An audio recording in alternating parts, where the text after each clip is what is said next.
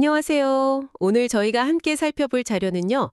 누가복음 1장의 일부랑 또 기도에 관한 해설사입니다. 네, 세례 요한의 탄생 이야기, 그리고 그 부모님, 그러니까 사가랴와 엘리사벳의 이야기인데요. 네, 아주 중요한 인물들이죠. 이게 그냥 옛날 이야기가 아니라 그 안에서 오늘 우리에게도 뭔가 하는 그런 통찰을 발견하는 게 이번 시간의 목표입니다. 좋습니다. 자, 그럼 바로 한번 시작해 볼까요? 네, 이 세례 요한이라는 인물이 등장하기까지 하나님께서 그 배경을 얼마나 세심하게 준비하셨는지 살펴보는 것부터 같이 흥미로운 시작 같아요. 특히 사가랴와 엘리사벳 부부의 배경이요. 맞아요. 이 해설서에서도 딱 그 부분을 짚어주는데 세례 요한의 부모님이 그냥 뭐랄까 평범한 분들이 아니었다는 거죠. 그렇죠. 아버지 사가랴는 아비야 계열의 제사장 가문 출신이고 어머니 엘리사벳은 또 대제사장 아론의 후손이잖아요. 네, 당시 유대 사회에서는 정말 최고의 정통성을 가진 그런 가문들이었죠. 그러니까 뭔가 중요한 임무를 위해서 특별히 좀 선택된 것 같은 느낌이 들어요. 맞습니다. 근데 단순히 가문만 좋았던 게 아니라 성경에서도 이분들을 하나님 앞에 의인이라고 표현하잖아요. 누가복음 1장 6절에요. 네네. 주의 모든 계명과 규례대로 흠없이 행했다. 그러니까 삶 자체가 하나님 보시기에 합당했다는 거죠. 이런 어떤 신실함이 있었기 때문에 그 예수님의 길을 예비하는 중대한 역할, 세례 요한의 부모라는 역할을 맡기실 수 있었던 거겠죠. 그렇군요. 그런데 이렇게 의로운 부부에게도 안타까운 점이 하나 있었잖아요. 네, 아이가 없었죠. 아이가 없었고 성경에서는 또 나이가 많았다 이렇게 기록하고 있단 말이죠. 근데 여기서 또 재미있는 포인트가 있더라고요. 어떤 거죠? 이 나이가 많다는 기준이 지금 우리가 생각하는 거랑은 좀 달랐다는 건데요. 아, 네네. 자료 보니까 민수기 4장 3절에 제사장 직무 연령이 30세에서 50세까지로 나오잖아요. 네, 그렇죠. 이걸 근거로 보면 사가랴는 아마 50세 미만이었을 가능성이 높다는 거예요. 50세 미만이면 사실 요즘 기준으로는 뭐 아직 젊다고도 할 수 있는데 왜 성경은 나이가 많다고 했을까요? 아, 그게 바로 이제 시대적 배경을 이해하는 게 정말 중요하다는 걸 보여주는 대목인데요. 네. 2000년 전에는요, 평균 수명이 지금이랑은 비교가 안 될 정도로 짧았어요. 얼마나 짧았는데요? 이 해설서에 따르면 당시 평균 수명이 한 29세에서 30세 정도였다고 하고요. 와. 영아 사망률이 워낙 높아서 그걸 넘긴 성인들의 평균 사망 연령도 기껏해야 40대에서 50대였다고 합니다. 헉, 정말요? 40, 50대요? 네, 우리도 뭐 불과 몇십 년 전만 해도 환갑잔치 61세 되시면 장수했다고 크게 축하했잖아요. 그랬죠. 네. 그런 것처럼 당시 50세는 지금으로 치면 거의 70대, 80대 어르신 같은 그런 사회적인 인식이 있었을 거라는 거죠. 아하. 그러니까 사가랴가 50세 비만이었더라도 나이가 많다는 표현이 어색하지 않았던 겁니다. 와, 이걸 모르고 그냥 읽으면 정말 놓치기 쉬운 부분이네요. 그렇죠. 문자 그대로만 보면 오해하기 쉽죠. 이런 배경을 알고 나니까 사가랴가 성전에서 이제 봉사할 차례가 된 그 장면이 더 의미심장하게 다가오네요. 네, 맞아요. 누가복음 1.8절에서 10절 보면 제비뽑기로 성소에 들어가서 분향하는 직무를 맡게 되잖아요. 네. 이게 뭐 그냥 운이 좋았단 걸까요? 아니면 이것도 뭔가 의미가 있을까요? 겉으로 보기에는 그냥 제비뽑기죠. 근데 그 당시 맥락에서는 단순한 우연, 그 이상의 의미를 찾을 수 있어요. 이 자료를 보면 당시 한 조에 속한 제사장이 1000명 가까이 되었다고 하니까 제비뽑기는 순번을 정하는 현실적인 방법이었을 거예요. 와, 1000명이나요? 네. 하지만 더 중요한 건 유대인들에게 이 제비뽑기라는 게 하나님의 뜻을 구하는 방법으로 여겨졌다는 점이에요. 잠언 16장 33절에도 제비는 사람이 뽑지만 모든 일을 결정하시는 분은 여호와시다 이런 말씀이 있거든요. 네, 그렇죠. 그러니까 사가랴가 딱 그때 제비에 뽑힌 것은 어쩌면 하나님께서 바로 그 시점에 그를 성소로 부르시고 만나주시려는 어떤 계획의 일부였다 이렇게 해석할 수 있는 거죠. 하나님의 계획된 타이밍이었군요. 와. 네. 그리고 사가랴가 성소 안에서 분향할 때 밖에서는 온 백성이 같이 기도하고 있었다는 그 묘사도 참 인상 깊어요. 네, 그렇죠. 해설서에서는 그 분향단의 향 연기가 성도들의 기도가 하나님께 올라가는 걸 상징한다고 하더라고요. 요한계시록 말씀이랑 연결해서요. 맞습니다. 계시록 8장 4절에 그런 이미지가 나오죠. 바로 그 모두가 기도하는 그 순간에 사가랴에게 천사가 나타나는 거잖아요. 네, 극적인 순간이죠. 누가복음 1장 11절부터 이어지는데요. 주의 사자, 그러니까 가브리엘 천사가 향단 오른편에 서서 말합니다. 사가랴여 무서워하지 말라. 너의 간구함이 들린지라. 내 아내 엘리사벳이 내게 아들을 낳아주리니 그 이름을 요한이라 하라. 여기서 너의 간구함이 들린지라 이 표현이 딱 나오네요. 네, 바로 이 부분이죠. 이 말은 사가랴와 엘리사벳이 정말 오랫동안 자녀를, 특히 아들을 간절히 바라면서 기도해왔다는 걸 분명하게 보여주는 거예요. 그들의 오랜 기도가 마침내 응답받는 그런 순간인 거죠. 여기서 진짜 중요한 질문이 생기는 것 같아요. 해설서에서도 이 부분을 좀 깊게 다루던데 네, 어떤 부분일까요? 세례 요한의 탄생은 사실 이미 하나님의 큰 계획, 그 구원 계획의 일부였던 거잖아요. 그렇죠. 그런데 왜 성경은 마치 이 사가랴 부부의 개인적인 기도가 응답된 결과인 것처럼 묘사하고 있을까요? 이 하나님의 계획과 인간의 기도가 어떻게 이렇게 만나는 건지 좀 신비로운데요? 아, 네. 이 해설서의 설명이 참 흥미로운데요. 결론부터 말하면 둘 다 맞다는 거예요. 둘 다 맞다. 네. 하나님의 주권적인 계획과 인간의 기도 응답이 서로 배타적인 게 아니라 오히려 깊이 연결되어 있다는 거죠. 연결되어 있다? 네. 우리의 기도가 하나님의 뜻을 이루시는 통로, 그러니까 하나님께서 일하시는 하나의 방식이 될 수 있다는 설명이에요. 아, 기도가 통로가 된다. 그렇죠. 이게 바로 기도의 신비로운 본질이고 이 잔류에서는 더 나아가서 이게 우상 숭배와 기독교 신앙을 가르는 중요한 차이라고까지 이야기해요. 아, 그 차이 좀 궁금하네요. 우상 숭배랑 어떻게 다른 거죠? 우상을 섬기는 건 결국 내 뜻, 내 소원을 관철시키려는 거잖아요. 그렇죠.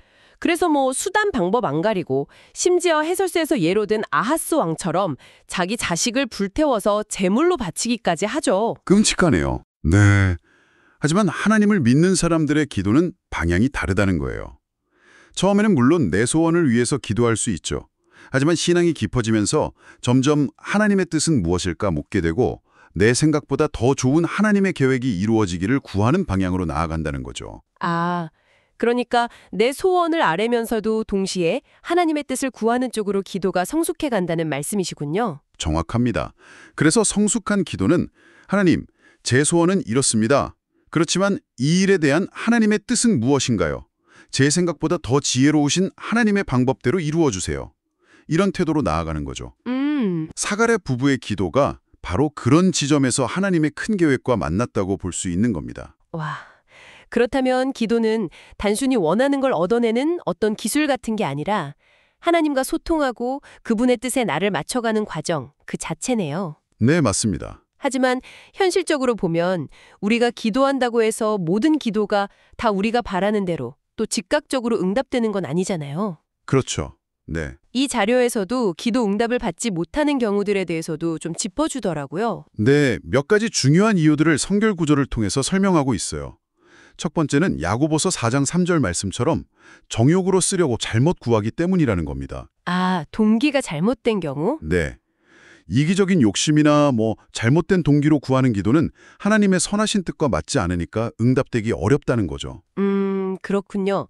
또 다른 이유도 있나요? 두 번째 이유는 이사야 59장 1절 2절에서 찾을 수 있는데요. 너희 죄악이 너희와 너희 하나님 사이를 갈라놓았고 너희 죄가 그의 얼굴을 가리어서 너희에게서 듣지 않으시게 함이니라. 아, 죄 때문에. 네, 죄가 하나님과의 관계를 딱 막아버린다는 거예요. 하나님이 못 들으시는 게 아니라 죄 때문에 일부러 듣지 않으신다는 거죠. 무섭네요. 그래서 기도하기 전에 먼저 회개를 통해서 하나님과의 관계를 회복하는 것이 중요하다고 이 자료는 강조합니다. 회개가 선행되어야 하는군요.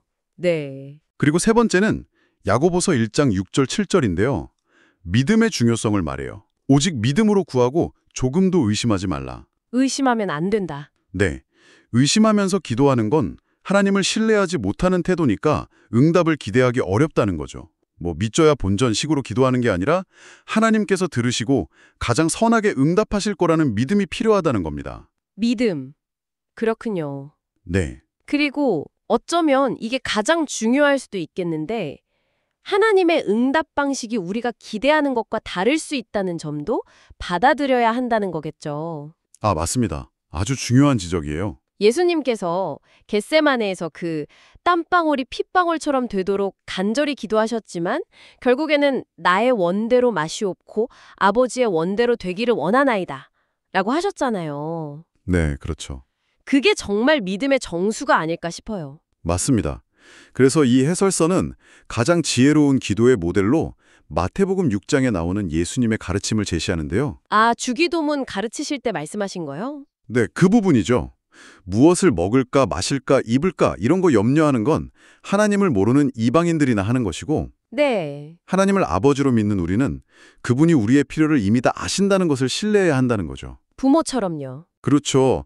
그래서 우리가 먼저 구할 것은 바로 그의 나라와 그의 의이고 그러면 필요한 모든 것을 더해 주실 거라는 약속입니다. 아, 결국 기도는 무슨 소원 들어주는 자판기가 아니라 하나님과의 깊은 관계 맺음이고 또 그분의 뜻을 알아가면서 이 땅에서 어떻게 살아야 할지를 배우는 영적인 여정이자 특권이라는 그런 의미로 다가오네요. 네, 정확히 그렇습니다. 자, 그럼 이제 다시 이야기로 돌아와서 천사가 사가랴에게 아들의 이름을 직접 정해주는 장면으로 가볼까요? 네, 요한이라고 딱 지어주는데 이것도 당시로서는 꽤나 이례적인 일이었다면서요?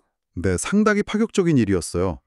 해설서에 따르면 당시 유대 사회에서는 보통 아버지 이름이나 아니면 존경하는 조상의 이름을 따서 짓는 게 일반적인 관리였거든요. 아, 그렇죠.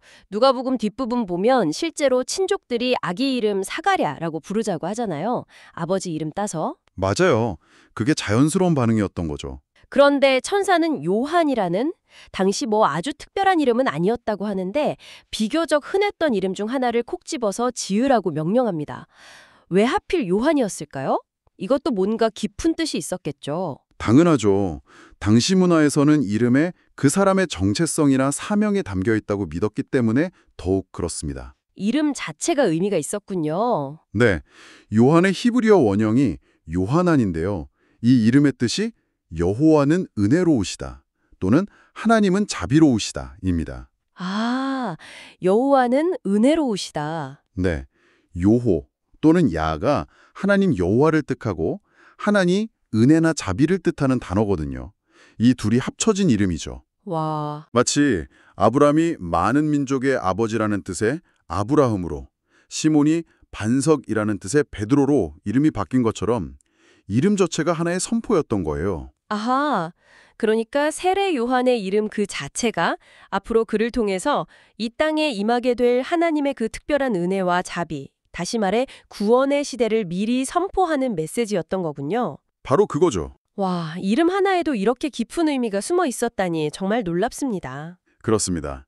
그래서 정리를 좀 해보면 하나님의 그 위대한 구원 이야기가 사가랴와 엘리사벳이라는 한 평범한 가정의 오랜 기도에서 시작되었다고 볼 수 있는 셈이에요. 네. 어쩌면 처음에는 그저 아들을 갖고 싶다는 개인적인 소망에서 시작된 기도였을지 모르지만 하나님께서는 그 기도를 들으시고 당신의 덧은 계획, 즉 온 백성에게 은혜와 긍휼을 베푸시는 그 계획을 이루시는 출발점으로 삼으신 거죠. 개인의 기도가 역사를 움직이는 도구가 된 순간이네요. 네, 그런 셈이죠. 그리고 이 해설서에서는 그 기도가 그토록 풍성하게 응답받을 수 있었던 중요한 이유 중 하나로 다시 한번 사가랴와 엘리사벳이 하나님 앞에 의인이었기 때문이라는 점을 강조하고 있어요. 맞습니다. 하나님은 지금도 의인의 기도에 귀 기울이시는데 그 이유가 바로 의인의 기도가 하나님의 뜻과 영광을 가장 잘 반영하고 또 드러내기 때문이라는 설명이죠. 네. 그리고 그런 의로운 기도와 그 응답은 단순히 개인적인 차원에서 끝나는 게 아니라 하나님 나라에서 영원히 기억되고 기념될 만한 가치를 지닌다고 이야기합니다. 우리의 기도가 영원과 연결될 수 있다는 거네요. 네, 참 놀라운 가능성이죠. 와, 오늘 누가복음 1장과 또 관련 해설서를 통해서 세례 요한의 탄생 배경과 그 안에 담긴 기도의 신비에 대해서 정말 깊이 들여다봤는데요. 네. 사가랴와 엘리사벳의 이야기는 정말이지 우리의 작고 어쩌면 개인적인 기도 하나하나가 어떻게 하나님의 크고 놀라운 계획의 일부가 될 수 있는지를 너무나 생생하게 보여주는 것 같습니다. 그렇죠. 여기서 오늘 나눈 이야기들을 바탕으로 한 가지 질문을 던져보면서 마무리하면 어떨까 싶은데요. 네, 좋습니다. 여러분의 기도는 지금 어떤 방향을 향하고 있나요? 혹시 나의 필요와 소원, 거기에만 너무 머물러 있지는 않으신가요? 오늘 사가랴와 엘리사벳 부부의 이야기처럼 우리의 기도가 하나님의 뜻과 그분의 나라를 먼저 향하고 또 그분의 신실하심과 은혜를 더 깊이 신뢰하는 그런 통로가 될 수 있다면 어떨까요? 하나님께서 기뻐 받으시고 또 풍성하게 응답하시는 의인의 기도란 과연 무엇일지, 그리고 그 기도를 통해서 우리의 삶이 어떻게 더 깊어지고 넓어질 수 있을지 각자의 자리에서 한번 조용히 곱씹어보는 시간을 가지시면 참 좋겠습니다. 네, 오늘 저희와 함께 깊이 탐구해 주셔서 감사합니다.